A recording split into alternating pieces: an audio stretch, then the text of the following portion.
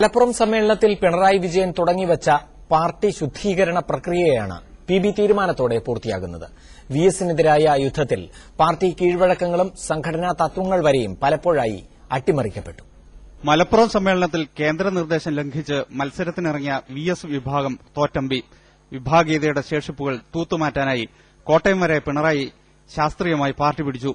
മുഖ്യമന്ത്രിയായ VS പക്ഷേ വീണ്ടും കരടായി. ലാവലിൻ വന്നതോടെ വിഭാഗീയത തിരുവിലെത്തി.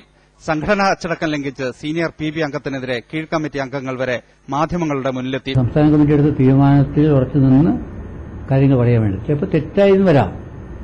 അത് പാർട്ടിയിൽ നിൽക്കുമ്പോൾ അതാ വേണ്ടത്. അതിന് പറ്റില്ലെങ്കിൽ പാർട്ടി വേണം നോക്കണം. പാർട്ടി മൈനസ് ശിവദാസ് മേനോൻ 0 ആണെന്ന് ധരിച്ചു നടക്കുന്നവരുണ്ട്. അവരുടെ വിവരക്കേട് എന്നല്ലാതെ പാർട്ടി അംഗമല്ലാത്തവർ പോലും പാർട്ടി ക്ലാസുകൾ എടുത്തു. ഭരണ നേതൃത്വം VS അച്യുതാനന്ദൻ, സംഘടനാ നേതൃത്വം പിണറായി അടക്കമുള്ള പാർട്ടി സെക്രട്ടേറിയറ്റിന് എന്തെങ്കിലും വീഴ്ചകൾ പറ്റിയിട്ടുണ്ടോ? പോഷക സംഘടനകളിൽ നിന്നുപോലും VS-നെതിരെ പരസ്യ പ്രഖ്യാപനങ്ങളുണ്ടായി. അകത്ത് മാധ്യമങ്ങൾ കുത്തി നിറയ്ക്കപ്പെട്ട മനുഷ്യരായിട്ട് മാറിക്കൊണ്ടിരിക്കുകയാണ്. ഇതിനിടെയായിരുന്നു രാഷ്ട്രീയ കേരളം കണ്ടിട്ടില്ലാത്ത രീതിയിൽ കുലംകുത്തി കീടപ്രയോഗങ്ങൾ.